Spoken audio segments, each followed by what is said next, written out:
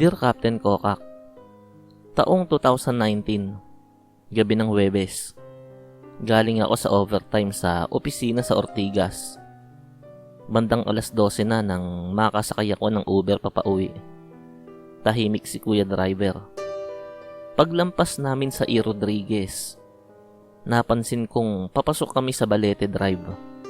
Medyo nagkanda-ugaga ako. Ayoko talaga sa lugar na yon. Pero hindi ko na rin inawat si Kuya. Pagdating sa gitna ng kalsada, bigla siyang nagpreno. Napatili ako. Sabi niya, "May babae." Napatingin ako sa kalsada. Wala naman akong nakita. Pero nanginig si Kuya. Sabi niya, "Puting-puti ang suot. Malabo ang muka eh. Parang lumulutang." Tahimik kaming nagpatuloy.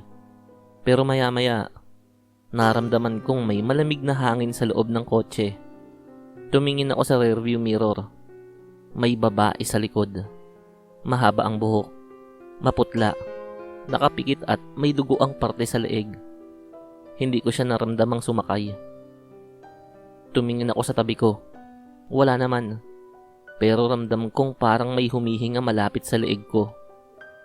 Pagdating ko sa bahay, hindi ko na napigilang tanungin si Kuya kung palagi ba siyang nakakakita ng ganun. Sabi niya, Dati hindi. Pero kapag nakakasakay ako ng pasaherong parang malungkot at sobrang pagod, palagi siyang nakikisabay." Baka nga. Kasi noong panahon na yon, sobrang bugbog na ako sa trabaho at problema. Hindi ko alam kung awa o takot ang naramdaman ko sa babaeng yon. Pero isang bagay ang sigurado ako. Simula noon, lagi na akong nagbabiyahe ng mas maaga at iniiwasan ko ang Balete Drive.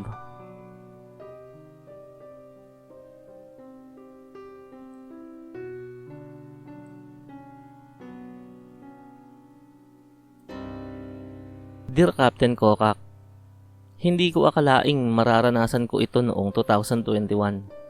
Finals week noon at gabi na kaming natapos sa review session ng barkada ko sa New Manila. Mga alas 11 na ako nakalabas.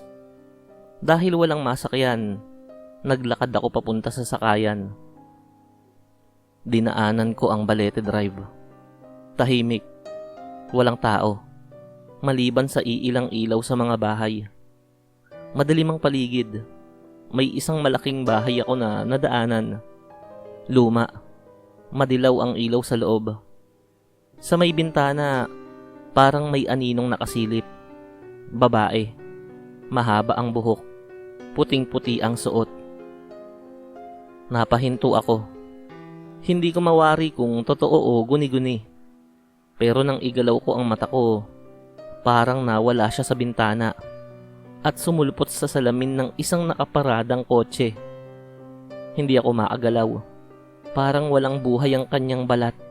Maputla at parang sinisigawan ako nang hindi ko marinig.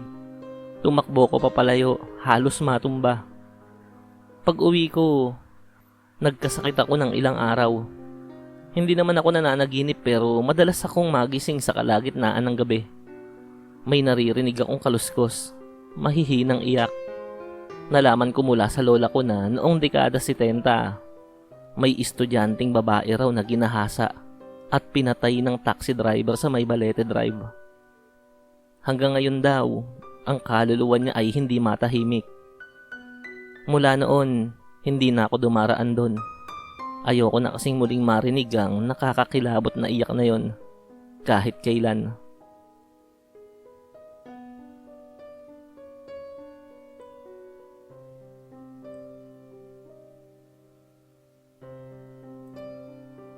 Magandang araw po, Captain Kokak. Hindi ko malilimutan ang karanasang to. Kahit ilang dekada na ang lumipas. Jeepney driver ako noon. Madaling araw na. Pauwi na ako galing Cubao. Wala nang masyadong pasahero. Pagdaan ko sa Balete Drive, may nakita akong babaeng tila estudyante. Nakaputing uniforme. Tahimik na nakatayo sa gilid. Nagtaas ng kamay. Akala ko ay pasahero. Pinara ko naman. Sumakay siya sa likod. Hindi ko siya nilingon pero narinig ko ang kanyang hikbi. Sabi ko, "Ineng, saan ka ba bababa?" Hindi siya sumagot. Sa rearview mirror, nakita ko siyang nakayuko. Pero napansin ko, parang duguan ang kanyang damit. Paglingon ko, wala siyang mukha. Puro dugo. Ang mata niya, purong itim at parang may butas ang lalamunan. Napakabig ako sa manibela at halos madisgrasya.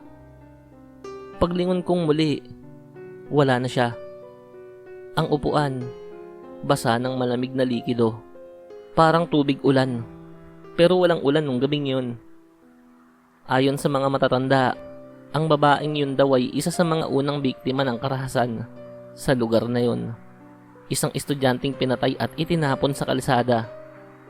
Simula noon, hindi na ako pumapasada ng madaling araw. May mga nilalang talaga na gustong may makasama, kahit sandali lang.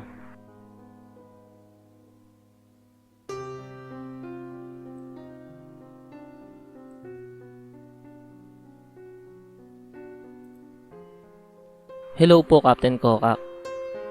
Gabi ng July 2020, lockdown pa. Dahil walang masakyan, nagbike ako mula Makati pauwi ng Cubao. Tahimik ang daan. Sa Balete Drive, may nakita akong kumikislap sa gilid ng kalsada. Isang lumang kwintasyon. May maliit na pusong pendant. Pinulot ko at nilagay sa bag. Pag uwi, sinubukan ko itong suotin. Bigla akong nilagnat. Nang gabring yun, nanaginip ako. Isang babaeng nakaputi. Umiiyak sa dilim. Dumalapit siya, pero hindi ako maagalaw. Sa panaginip ko, tinuturo niya ang leeg niya. Doon mismo nakasabit ang kwintas. Nang gumising ako, may pasana ako sa leeg. Tila may sumakal sa akin gamit ang lubid o tali. Kinabukasan, dinala ko ang kwintas pabalik sa lugar kung saan ko yun napulot. Nilagay ko sa ilalim ng puno ng balete. Paglagay ko, may humaplos sa batok ko. Parang hangin, pero may bigat at lamig. Narinig ko sa isip ko ang isang boses na nagsasabing salamat. Mula noon, sa tuwing nagdaraan ako sa Balete Drive, parang palagi nang may nakatingin sa akin.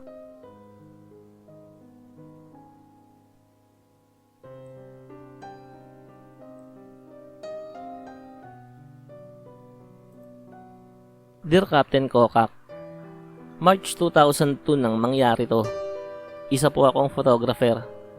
Panahon yun na paparating na ang araw ng mga magsisipagtapos. May tumawag sa akin. Babae, mahinhin ng boses. Graduation shoot daw, sa isang lumang bahay malapit sa Balete Drive. Sabi ko, bakit hindi sa studio?